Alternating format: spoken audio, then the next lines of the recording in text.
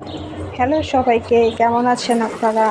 আজকে ছোট্ট একটি রান্নার ভিডিও নিয়ে আসবো। যদিও এটা কুকিং চ্যানেল না, তারপরেও আমি চেষ্টা করি প্রতিদিন জীবনে ছোটোখাটো কিছু বিষয়গুলো তুলে ধরার জন্য, সাময়িক বিনোদন দেওয়ার জন্য।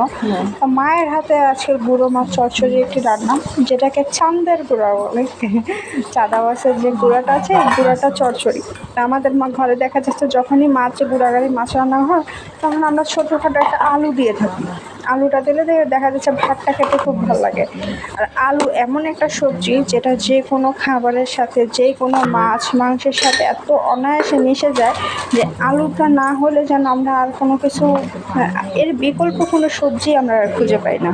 তা যাই হোক, তো ভিন্ন কিছু আমাদের ঘরেও না, মায়ের হাতে রান্না যেহেতু, ছোটোখাটো ঘরোয়া পরিবেশে চেষ্টা করি সবসময় হালকা কিছুর ভিতরে বা কম মশলার ভিতরে খাবার রান্না করার জন্য।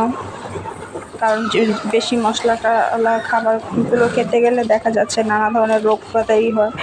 তো মা যেভাবে রান্না করে ওইভাবেই, এখানে বাড়তি কিছু আমরা অ্যাড করিনি। যেভাবে মশলা দেওয়া উচিত ছিল ওইভাবেই দিয়ে দিচ্ছে। গুঁড়ো মাছগুলো হাতে দিয়ে মশলাগুলো ভালোভাবে মিশিয়ে দেখা যাচ্ছে মা পানি দিয়ে বসায় রাখে। তো ব্যাস 10-15 মিনিট পর নামিয়ে ফেলে একটুখানি ধনিয়া পাতার ছিটা দিয়ে।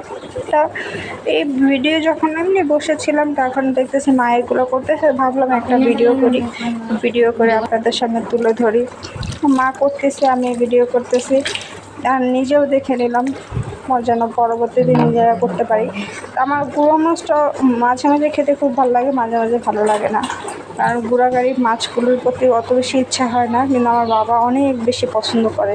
উনি যখনই বাজারে যায় তখনই গুঁড়া মাছ কিনে নিয়ে আসে, আর আম্মু এগুলো বসে বসে কাটে, ধুয়ে রান্না করে আব্বাকে খাওয়ায়। এই জন্য আর কি বেশি রান্না করা হয় না, অল্প রান্না করা হয় যাতে আব্বা স্বচ্ছন্দে খেতে পারে।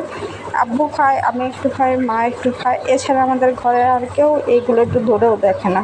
তো এই তো রান্না শেষ। মা একটু হালকা ধনিয়া পাতা দিয়ে দিল উপর দিয়ে, ব্যাস ধনিয়া পাতা দিয়ে 1-2 মিনিট চুলে রাখার পরে নামিয়ে ফেলবে। তারপরে আর কি, ভাত খাওয়ার সময় মজা মজা করে খাও। তা আজকে এই পর্যন্তই, আল্লাহ হাফেজ।